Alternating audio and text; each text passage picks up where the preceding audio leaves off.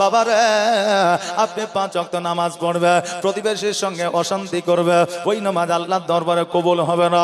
আজকে আপনি প্রতিনিয়ত বিবিকে আপনি কিলাইতে থাকবেন, মানে বিবির সঙ্গে ঝগড়া করবে, এই ইবাদত আল্লাহর দরবারে কবুল হবে না।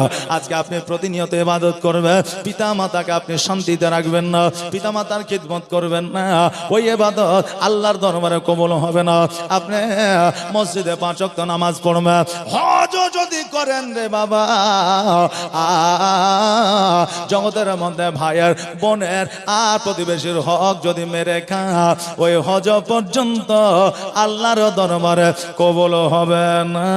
এই জন্য জগতের মধ্যে আসিয়া আল্লাহর উপাসনা করেন, বান্দি করেন, নবীকে মহব্বত করেন, তার সঙ্গে সঙ্গে মানুষের সঙ্গে সুসম্পর্ক এবং ভালোবাসা দিয়ে চলেন। আজকে আমি আপনি মানুষ হইলাম, কিন্তু মানুষ হওয়ার পরে আমাদের মধ্যে বাবা মানুষত্ব আপনার হইল না। এই জন্য বড় কষ্টের বিষয় একটা কবি কিন্তু গিয়েছিল, আমি মানুষ হইয়া জন্ম লইয়া মানুষে করিলাম কি, আমি মানুষ হইয়া জন্ম লইয়া মানুষে করিলাম কি, আমি নবী না চিনিলাম কি ভুল করিলাম, নবী না চিনিলাম কি ভুল করিলাম, ঝুলিতে ভরিলাম কে, আমি মানুষ হইয়া জন্ম লইয়া মানুষে করিলাম কি। বাবজি ভাইরা আমার, মানুষকে কেমন করে ভালোবাসতে হবে। আমার হযরত আলী রাদিয়াল্লাহু তাআলা যুদ্ধের ময়দানে গেছে, যুদ্ধ চলাকালে আমার নবীজি আমার হযরত আলীর গায়ে একজন কাফের বেদিন বাবা থুতু দিয়ে দিয়েছে, আর যেমন থুতু দিয়ে দেওয়া আমার হযরত আলী রাদিয়াল্লাহু তাআলা তলোয়ার খানা জমিনের মধ্যে ফেলে দিলে আর বলল, আজকে তোমাকে কতল করা আমার জন্য হারাম হয়ে গেছে। ওই কাফের বলল, আলী রে, আমার তোমার জন্য আমাকে কতল করা হারাম হয়ে গেছে কেন? বলে, শোনো রে, আজকে যে তুমি আমার শরীরে থুতু নিক্ষেপ করেছো, আজকে তোমাকে যদি কতল করে দিই, তুমি কালকে বলবে, নইলে ইতিহাসের পাতায় লেখা থাকবে যে হযরত আলীর গায়ে থুতু নিক্ষেপ করার কারণে আজকে তাকে কতল করে দিয়েছে। আজকে নবীজি আপনার ক্ষতি হবে, আজকে ইসলামের ক্ষতি হবে, এই কারণে আমি তোমাকে কতল করব না।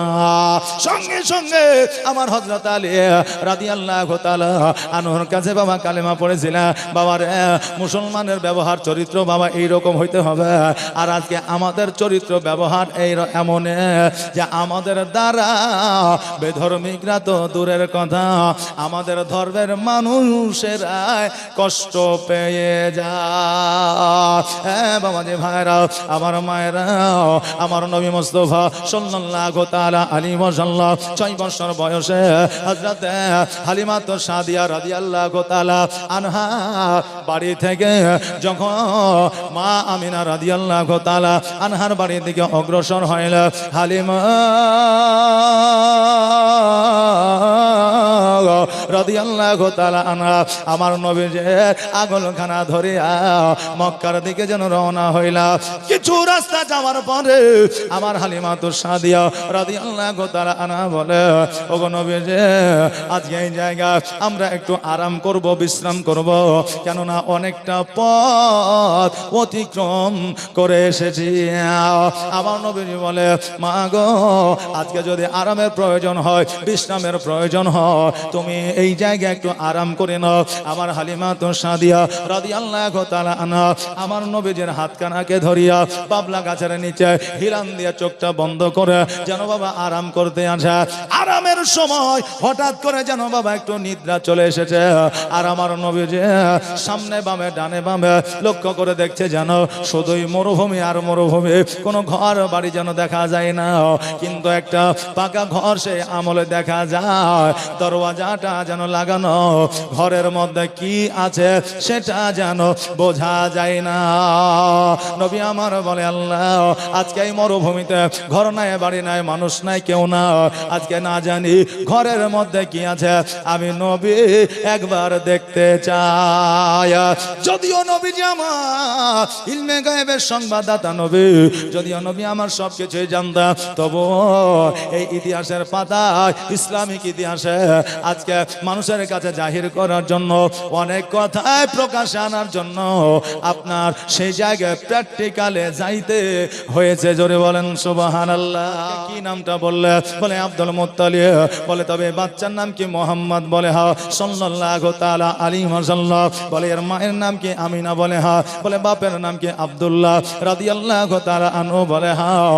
সঙ্গে সঙ্গে বলে ইয়া রাসূলুল্লাহ, ইয়া হাবিবাল্লাহ, নবী গো আমার বড় বেয়াদবি হয়ে গেছে। ইয়া রাসূলুল্লাহ, আমি তাওরাত ইনজিল জুবুরে আমি পড়েছিলাম নবী গো, আখেরি পয়গম্বর আপনি আসবে, আপনার বংশের তালিকা দেওয়া ছিল, আমি আপনার কালেমা পড়ার জন্য সর্বদা সর্বসময় রেডি আছে, তৈয়ার আছি গো নবী। আজকে আপনি এই মুহূর্তে এই সময়ে আমাকে দয়া করে আপনার কালেমাটা পড়ায়া নেন। বাবাজি ভাইরা, আজকে ওই সময়ে ওই পুরোহিত আমার নবীর কালেমা পড়েছিল। আমার আপনার মধ্যে প্রশ্ন আসতে পারে, হুজুর গো আমরা তো শুনেছি, আমরা তো ইতিহাসে পড়েছি নবী 40 বছর বয়সে নবুয়ত প্রাপ্ত হয়েছিল, আর সেই সময় ইসলামের প্রচার প্রসার করেছিল। বাবা, এটা শুধুমাত্র ভারতীয় ইতিহাসে পাওয়া যায়, এটা শুধুমাত্র স্কুল কলেজের ইতিহাসে পাওয়া যায়, এটা হচ্ছে ওয়াহাবিদের লেখা, এটা হচ্ছে আপনার বাতিল ফেরকার লেখা। কিন্তু আহলে সুন্নাত ওয়াল জামাতের মতে নবী আমার 40 বছর বয়সে নবুয়ত প্রাপ্ত হয় না। নবী আমার আব্বালেও নবী ছিলেন, আখেরেও নবী থাকবেন। জোরে বলেন সুবহানাল্লাহ।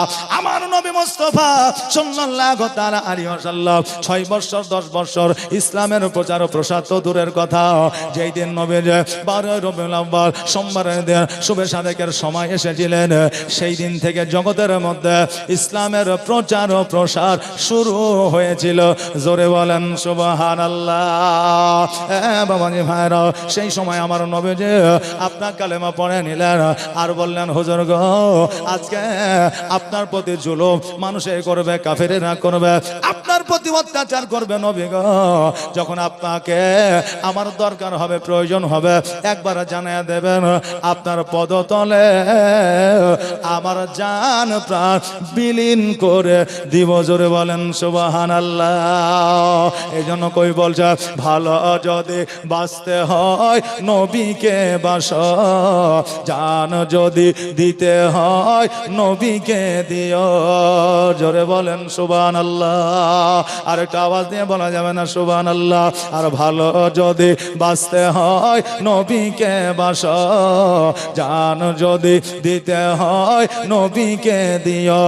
নবী তরানে वाला, নবী বাঁচানে वाला,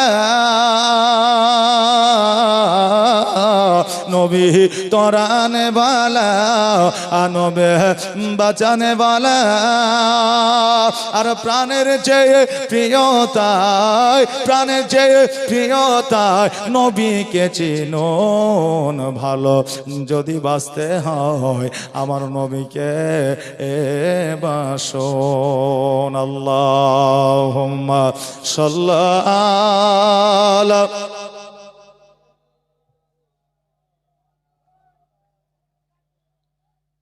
ওয়ালা আলে সাইয়্যিদিনা মুহাম্মদ সাল্লাল্লাহু আলা মুহাম্মাদিন मोहम्मद हरदम ज़बान से निकालो पाक नामे मोहम्मद हरदम ज़बान शफियाना मोहम्मद। বাবা ওই সময়ে আমার নবী মুস্তাফা সাল্লাল্লাহু তাআলা আলাইহি ওয়াসাল্লাম ওই সময়ে কালেমা পড়ায়া ওখান থেকে যেন আপনার মক্কা নগরের দিকে রওনা হইলে দূর থেকে লক্ষ্য করে দেখে যেন আমার আব্দুল মুত্তালিব রাদিয়াল্লাহু তাআলা কাবা ঘরে হিলান দিয়ে বসে আছে। নবী আমার ছুটতে ছুটতে যাইয়া আব্দুল মুত্তালিব বুকের মধ্যে যেন ঢুকে গিয়েছে। আহারে বাবা, আব্বা যদি কয়েকদিনের জন্য বিদেশে যায়, বাইরে যায়, ওই আব্বা যখন বাড়িতে ফিরে আসে সন্তান দেখিলে ছুটতে ছুটতে যাইয়া আব্বার আঙুলখানা ধরে নয়। দাদু যদি বাজারে যায়, দোকানে যায়, ওই দাদু যদি বাড়িতে আসে, কোথা দেখবেন ছুটে গিয়ে দাদুকে দড়িয়ে ধরে। ওই রকম নবী আমার ছুটতে ছুটতে যাইয়া আব্দুল মুত্তালিবের কোলের মধ্যে বুকের মধ্যে ঢুকে গিয়েছে। আমার নবী বলে, দাদু গো, আজকে তাইফে আমি লালিত পালিত হইতেছিলাম, আমাকে দেখার জন্য কেন যাও না? আব্দুল মুত্তালিব বলে, ভাই আমার যাওয়ার সময় হয় না, কেননা আজকে কাবা ঘরে মোতাবাল্লি আমি আজকে দেখাশোনা করিতে, সমাজের যে আজকে সমাজের খিদমত করতে আজকে আমার সময় ব্যয় হয়ে যায়, যাওয়ার মতো টাইম সময় আমি পাই না। মুহাম্মদ সাল্লাল্লাহু তাআলা আলাইহি ওয়াসাল্লাম, আজকে তুমি যখন আমার বুকের মধ্যে ঢুকে গিয়েছো, আমার বুকের মধ্যে যত ব্যথা ছিল, বেদনা ছিল, সব কিছু যেন দূর হইয়া গেছে। হালিমা বলে, শোনো গো, আজকে আপনার পতাকা আমি রেখে দিয়ে গেলাম, কেননা আজকে আমি অনেকদিন লালিত পালিত করলাম। আজকে এই মুহাম্মদ সাল্লাল্লাহু তাআলা আলাইহি ওয়াসাল্লাম বড় জঙ্গলে আমার সন্তানের সঙ্গে ছাগল বকরি চড়াইতে যাইতো। অনেক সময় অনেক দুর্ঘটনা ঘটে গিয়েছে, তবে প্রত্যেক দুর্ঘটনাতে মুহাম্মদ সাল্লাল্লাহু তাআলা আলাইহি ওয়াসাল্লামের কিছু হয় না। আমার মনে বড় ভয়, এই জন্য আমি তোমার কাছে রেখে গেলাম। আব্দুল মুত্তালিব বলে, হালিমা, আজকে আমার পোতাকে তুমি নিয়ে গেছো আমার মা আমিনার কাছ থেকে, এই জন্য আমার আমিনাকে গিয়ে বলো, আমার আমিনার কাছ থেকে তুমি খবর লইয়া তারপরে তাইফের মধ্যে যাইবা। হালিমা আমার আমিনা রাদিয়াল্লাহু তাআলা আনহার কাছে গেলে, আর যাওয়ার পরে বললেন, ও আমিনা, আজকে তোমার সন্তানকে তোমার কোলে উঠে দিয়ে গেলাম, আজকে থেকে তোমার সন্তানকে তুমি লালন পালন করো। আমিনা বলে, হালিমা, আমার সন্তানকে তুমি দিয়ে যাচ্ছ ঠিক, কিন্তু হালিমা তোমাকে আমি বলে রাখলাম, তোমার যদি কোনোদিন টাকা পয়সার দরকার হয়, আটা চাউলের যদি দরকার হয়, যদি খেজুরের প্রয়োজন হয়, কোন রকমের অভাব অনটন যদি তোমার জীবনে আসে, আজকে আমি আমিনা, আমাকে তুমি বলবা, আমি যতটুকু পারবো তোমার অভাব অনটন দূর করার আমি আমিনা চেষ্টা করব। হালিমা বলে, আমিনা, আজকে আমার বাড়িতে অভাব অনটন ছিল, এটা ঠিক, আমার বাড়িতে সঠিক সময়ে খাবার জুটতো না ঠিকই, কিন্তু যেই দিন থেকে আমার নবী যে আমার বাড়িতে পা রেখেছিলেন, সেই দিন থেকে আমার আল্লাহর রহমতে এত বরকত আমার বাড়িতে এসেছে, আজও পর্যন্ত কোনো অভাব অনটন হয় না। বাবা যে ভাইরা, আমার হালিমা সাদিয়া রাদিয়াল্লাহু তাআলা আনহা সেই সময়ে আমিনা রাদিয়াল্লাহু তাআলা আনহার কাছে আমার নবীকে দিয়া গেল। আমার নবী যে ওই সময়ে মক্কা নগরে আপনার খেলাধুলা করেছিলেন, মক্কা নগরে চলাফেরা করেছিলেন, আর চলাফেরা করতে করতে আমার নবী যে একটা দৃশ্য দেখেছিলেন, ওই দৃশ্যটা হলো সেই সময়ে মক্কা নগরে সন্ধ্যা হইলে মরুভূমির ওপরে আরবিয়ানরা একটা মেলা বসাইতো, আর ওই মেলাটা ছিল নারীদের মেলা। আজকে ওই মেলাতে নারীদের বিক্রয় করা হতো। আমার নবীজি সর্বপ্রথম ওই মেলাটা আপনার বন্ধ করেছিলেন। আজকে যে মেলা নারীদেরকে বিক্রয় করা হতো, আপনার সন্তান মাকে বিক্রি করতো, আপনার ভাই বোনকে বিক্রি করতো, আজকে নবীজি ওই মেলাটা বন্ধ করলো। আর আজকে আমাদের মা বোনেরা জালসা ছাড়িয়া মেলাতে তারা ঘুরে বেড়ালো।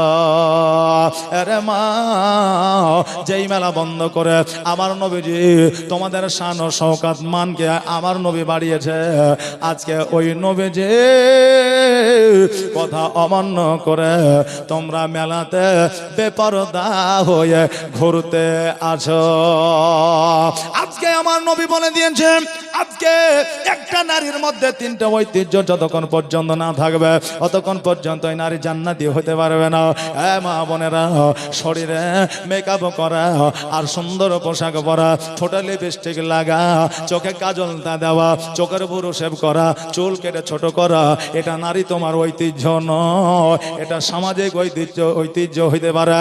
নারী তুমি সুন্দর পরিবেশ গঠন, সুন্দর চেহারা গঠন করার জন্য, আজকে পরপুরুষকে পাগল করার জন্য তুমি সৌন্দর্য তৈরি করতে পারো, কিন্তু শরীয়তে প্রাধান্য দেয় না। এ নারী তুমি শোনো, তোমার মধ্যে তিনটা ঐতিহ্য, তিনটা গুণ রাখতে হবে। এই তিনটা গুণ যদি থাকে তবেই তুমি জান্নাতি হতে পারবে, নচেত তোমার দ্বারা জান্নাত পাওয়া সম্ভব হবে না।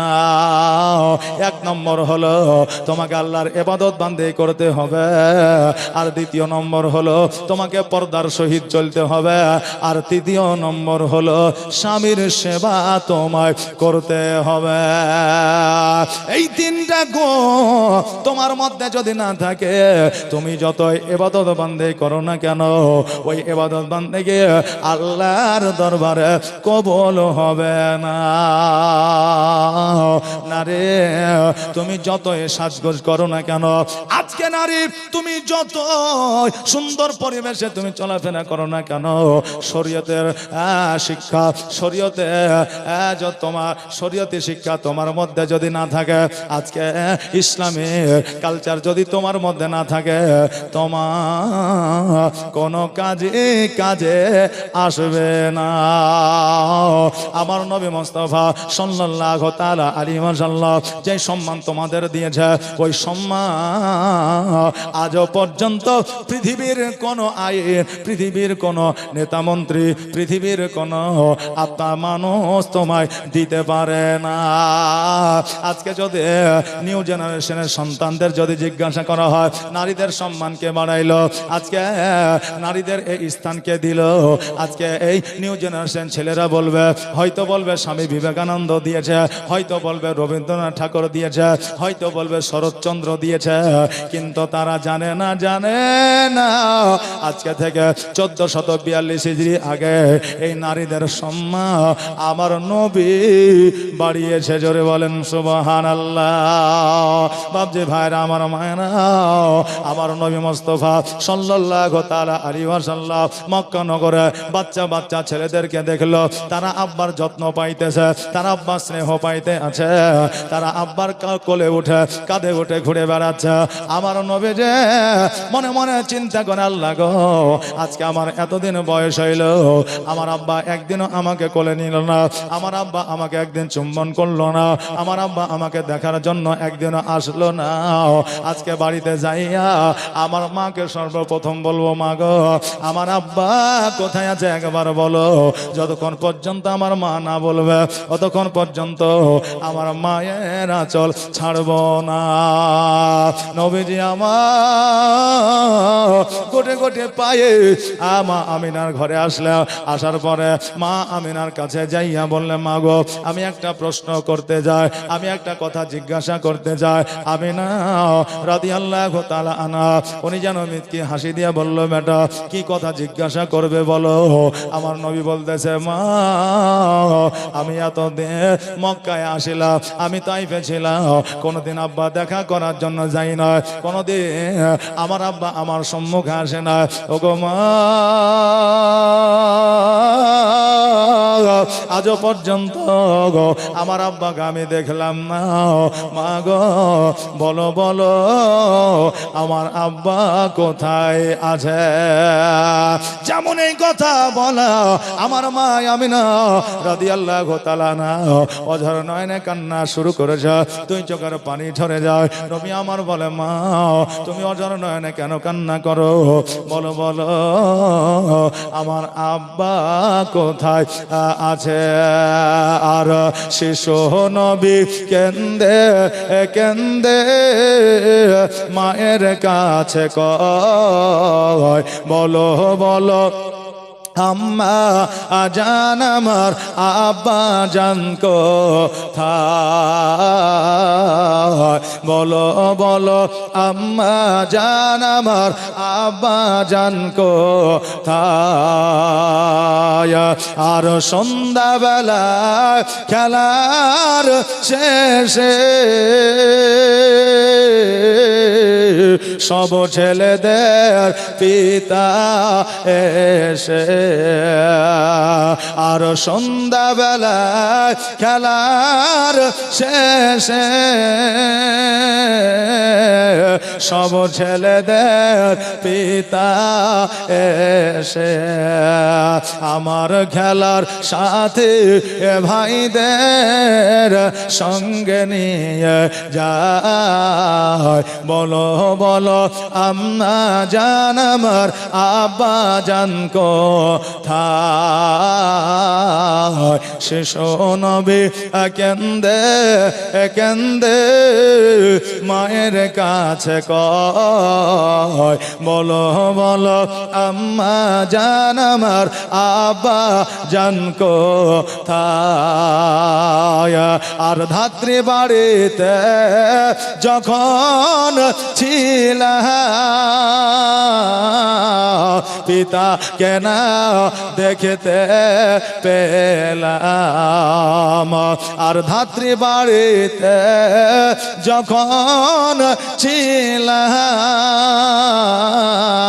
পিতা কেনা দেখতে পেলাম আর বাড়িতে আসিয়া আমি দেখি না তাহাই বলো বলো আম্মা জান আমার আব্বা জান কোথায়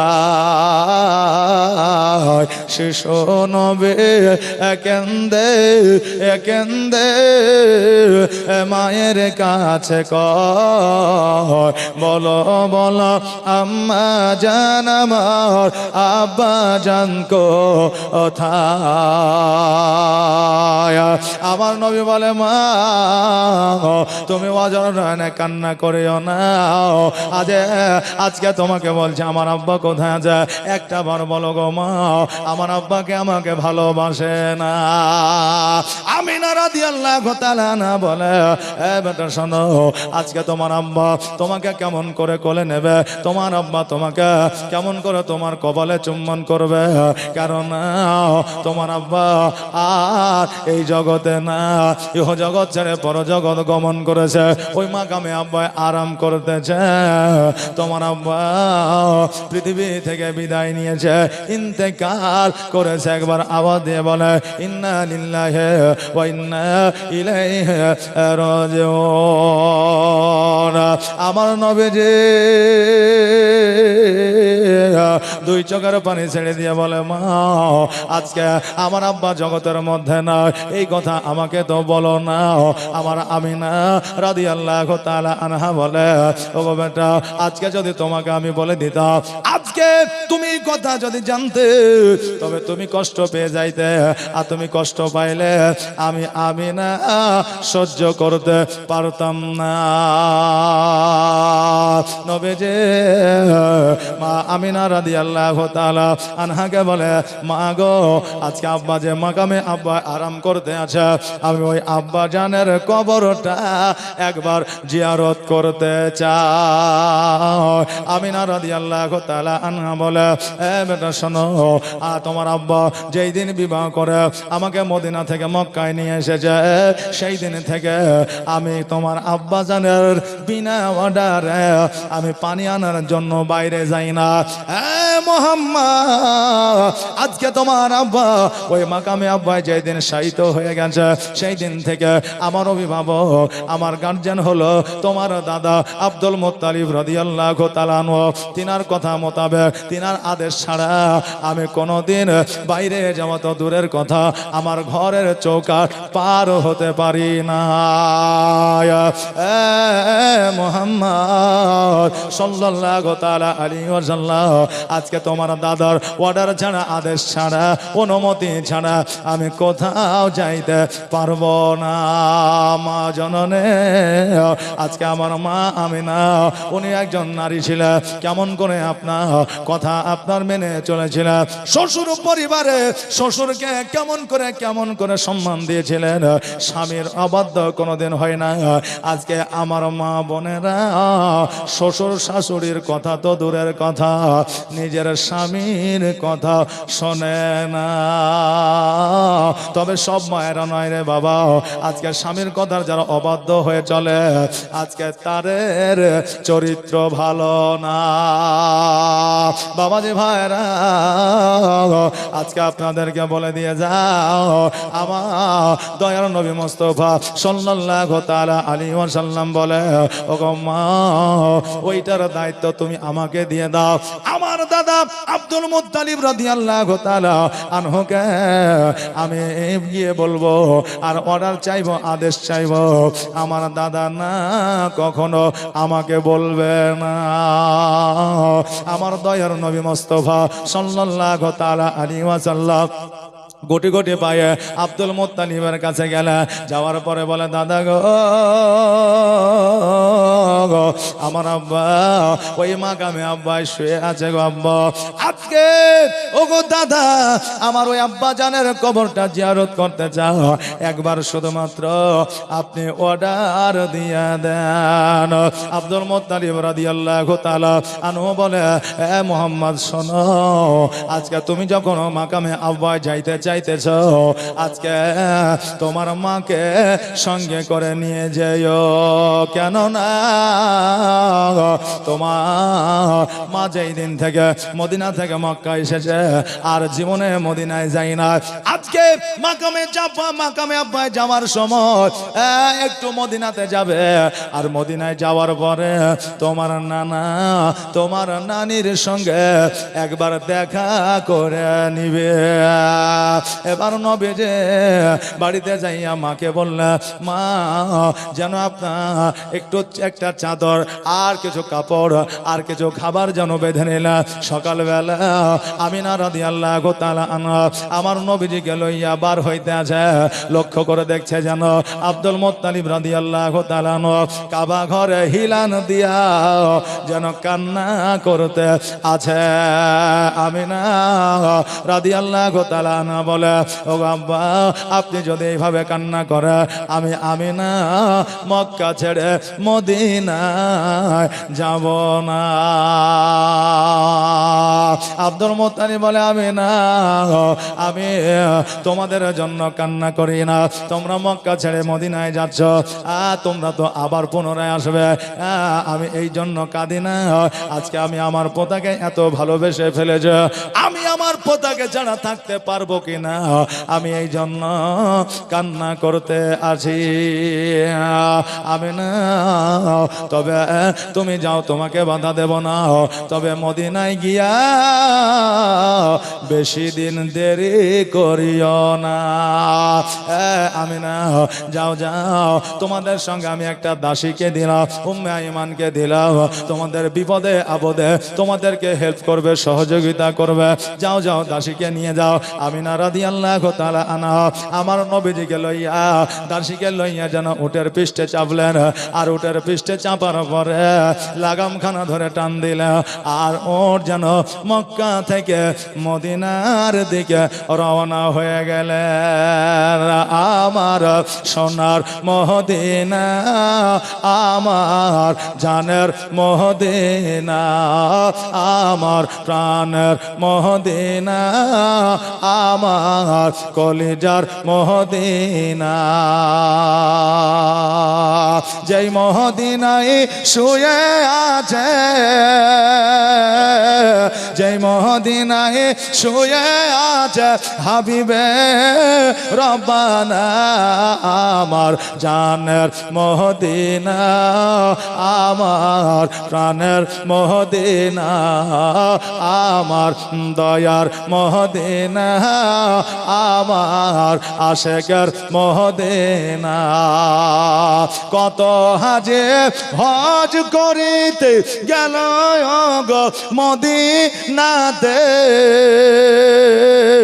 কত হাজি হজ করিতে মদিনাতে গেল গো মদিনাতে তোমো মদিনা দেখে হাজিদের জান ভরে না আমার সোনার মদিনা আমার জানের মদিনা বাবজি ভাইরা যারা একবার মদিনায় গেছে তাদের পেট ভরে গেছে মন ভরে গেছে মদিনায় যাব না এই কথা আর কেউ বলে না এই দেখেন আমার হুজুরে কিবলা যিনি সভাপতি আছেন আপনাদের এখানে সুনাম ধন্য সারা পশ্চিম বাংলা আলোড়নের সৃষ্টিকারী জনাব মুফতি মৌলানা মোহাম্মদ আলমগীর সাহেব উনি আমার শিক্ষকের মতো উনি ওনাকে বাবজির মতো আমি সম্মান করি তো উনি হজে গিয়েছেন উনি হজে থেকে আসার পরে ওনার জবান থেকে আমরা ওয়াজ শুনে যে তাকরীর শুনেছি